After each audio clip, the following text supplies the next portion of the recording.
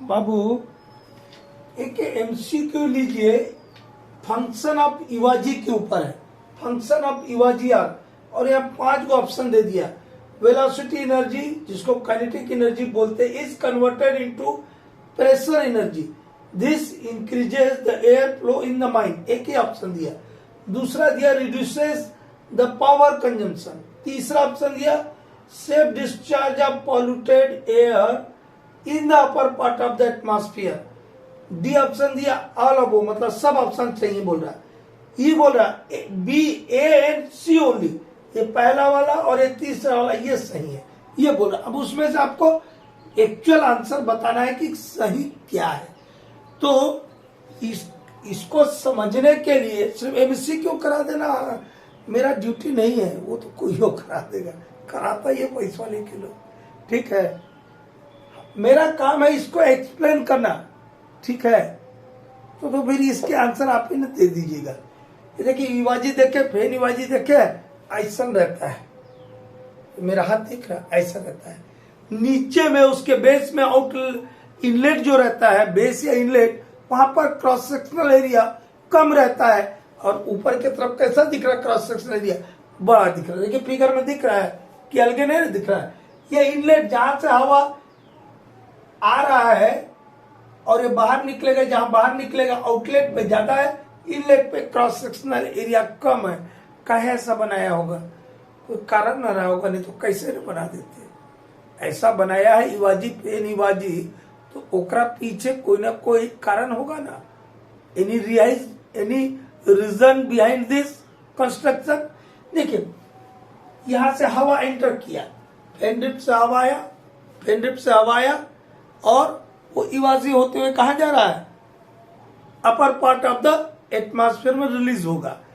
तो यहाँ हवा आया फेनड्रिप से इवाजी में, यहाँ पे क्या क्रॉस सेक्शन कम है, तो यहाँ पर कम सकरा है, तो बहुत ज्यादा प्रेशर रहेगा, वेलोसिटी जो है बढ़ जाएगा। लेकिन इधर क्रॉस सेक्शन क्या किया, ग्रेजुअली धीरे धीरे कम कर दिया है, सॉरी बढ़ा दिया है। ग्रेजुअली क्या किया है, क्रॉस सेक्शनल एरिया जो है बढ़ा दिया, तो हवा फैलेगा। देखिए फिगर में बताया हमने, हवा फैलते हुए, हवा फैलेगा तो उसका वेलोसिटी क्या हो जाएगा, कम हो जाएगा। और वेलोसिटी कम हो जाएगा तो उससे क्या फायदा मिलेगा, वो जो वेलोसिटी एनर्जी था, जिसको हम काइनेटिक एनर्जी भी बोलते हैं, वो बदल जाएगा प्रेशर एनर्जी में, और प्रेशर एनर्जी में बदल जाएगा। तो आप लोग वेंटिलेशन के स्टूडेंट है, आप लोग पढ़े हैं P is equal to R Q square, ये एटकिंसन इक्वेशन या लॉस ऑफ माइनर फ्रिक्शन से निकला हुआ चीज है, ठीक है। बेसिक लॉ है वेंटिलेशन का, इसको स्क्वायर लॉ ऑफ वेंटिलेशन भी बोलते हैं बाबू, ठीक है। कभी ऑब्जेक्टिव पूछ ले P is equal to R Q, उसका क्या होता है, तो ये स्क्वायर लॉ ऑफ वेंटिलेशन भी बोलते हैं इसको। तो ये प्रेशर बढ़ गया तो क्वांटिटी अपने आप क्या हो जाएगा, बढ़ जाएगी। इसे लिखा है this increases the air flow in the mind, ठीक है। प्रेशर कहने का मतलब हमको क्या मिल रहा है, गेन ऑफ प्रेशर। ये पूरी जो बात है, एक नंबर क्या लिखा है, velocity energy or kinetic energy is converted into pressure, this increases the air flow in the mind, that means we are gaining the pressure. क्या हो रहा है, प्रेशर गेन कर रहे हैं हम। क्या गेन कर रहे हैं, नंबर एक चीज क्या मिला हमको, गेन ऑफ प्रेशर।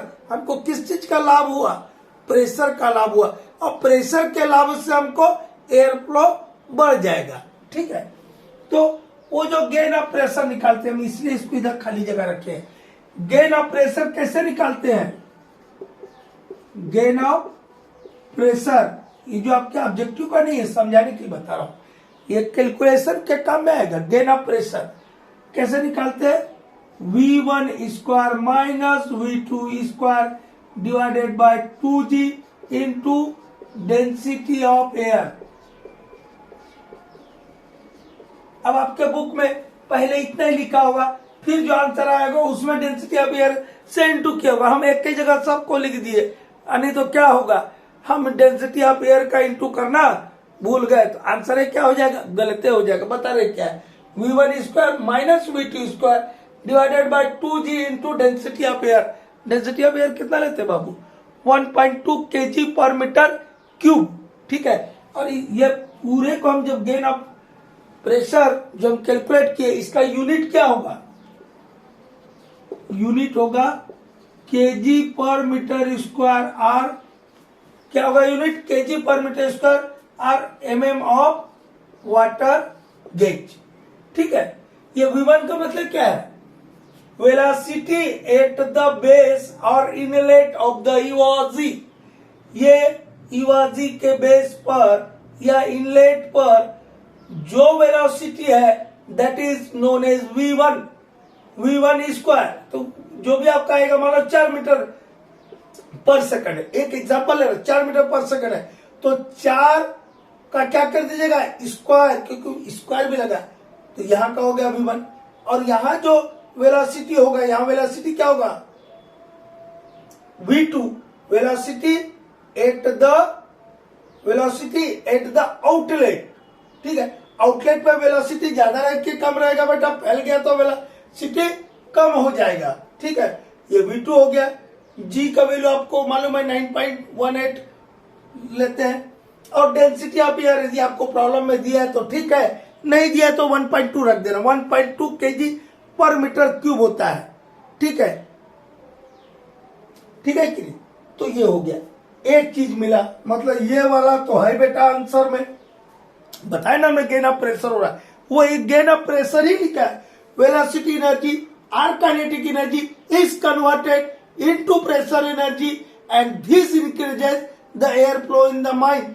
हिंदी वाले बच्चे को जो हवा की गति थी, वेग था, वो बदल गया प्रेशर में, और प्रेशर में बदलने के चलते माइंड में क्वांटिटी ऑफ एयर फ्लो बढ़ गया। ये बोला ये इसका ये वाला पॉइंट में, मतलब वो क्या हुआ, यहां से गेन ऑफ प्रेशर हुआ, ठीक है। दूसरा क्या बोलता है, reduces the power, electric power consumption, reduces the electric power consumption. पंखवा कैसे चलता है, बिजली से नहीं चलता है, तो पावर कंजम्पशन बोलिए, इलेक्ट्रिक पावर कंजम्पशन बोलिए, एक के बात है। इलेक्ट्रिक पावर कंजम्पशन को क्या करता है, ये कम कर देता है इवाजी लगाने से। इवाजी लगाने से कैसे कम करता है, gain in air HP, gain in air HP, इसको कैसे निकालते बेटा, P Q divided by 75 into efficiency, ठीक है, इफिशियंसी ऑफ द सिस्टम, ये इफिशियंसी का सिंबल है ईटा। अब कोई बुक में आप पहले ये उत्तर आएगा, फिर बाद में इफिशियंसी का मल्टीप्लिकेशन करेंगे, और वहीं पे बच्चा लोग गलती करता है।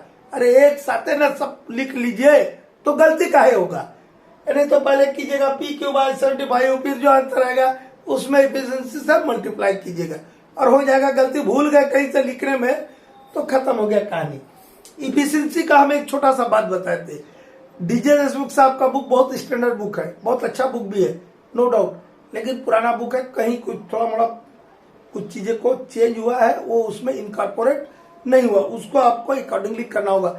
ये इवाजी के कैलकुलेशन में डीजे देशमुख के साहब ने इस इफिशियंसी को लिया है 0.6, लेकिन डीजे देशमुख साहब ही बुक लिखते हैं कि दुनिया में और भी कोई लिखते हैं, जीबी मिश्रा साहब है, रामलू साहब है, एलसी काकू साहब है, और भी ढेर सारे राइटर्स है इस देश में और विदेश में। वो एफिशिएंसी लेते हैं 0.7 टू 0.75। तो जब पूरी दुनिया 0.7 टू 0.75 लेता है तो हम 0.6 काहे लेंगे, ठीक है। या ले भी लीजिएगा तो बहुत बड़ा ज्यादा अंतर नहीं आता आंसर में, हम सब जानकारी के लिए बता दे रहे हैं, ठीक है। तो ये गेन इन एयर एचपी भी हुआ, मतलब हमको पावर की भी बचत हो रही। दूसरा बात में क्या बोलेंगे हिंदी वाले बाबू, एक के लाइन में लिखना ना, इवाजी लगाने से पावर की बचत होती है। तीसरा क्या ऑप्शन लिखा है, इसको भी देख लेते, ठीक है कि safe discharge of polluted air in the upper part of the atmosphere. यदि हम भूकुक से छोड़ देते, सीधा पंखवा के पास से सीधा बाहर यदि हम हवा में छोड़ देते, एटमॉस्फेयर में छोड़ देते, तो ये दो फायदा तो नहीं है मिलता, प्रेशर गेन भी नहीं होता, पावर कंजम्पशन भी नहीं हमको पावर कंजम्पशन कम नहीं होता, और पावर कंजम्पशन कम नहीं होता तो कास्ट ऑफ इलेक्ट्रिसिटी का जो है वो बढ़ जाता, ठीक है ना, वो बचत हुआ कि नहीं। अब इसको देखिए, बड़ा लंबा ऊंचा बनाते ताकि अपर पार्ट में चले जाए, तो अपर पार्ट में जाएगा तो क्या होगा, उधर ऊपर में रहेगा। हम तो रहते हैं पृथ्वी के सतह पर, तो हम लोग को डायरेक्ट जो पॉल्यूटेड एयर है मेरे नस्ल से होते हुए लंग्स में नहीं जाएगा, तो मुझे बीमारियों से बच जाएगी, क्योंकि पॉल्यूटेड एयर होता है। तो अब जो है, अब इतना देख लिया, तो बताइए क्या होगा इसका, आला बाबा होगा कि ए एंड सी होगा। कई बार ऐसा देते से बच्चा कई बार इसको लगाते, कोई इसको लगाएगी। क्या आंसर है, ऑल अबो, मतलब ये तीनों फंक्शन है, ये तीनों फंक्शन है युवाजी के, ठीक है।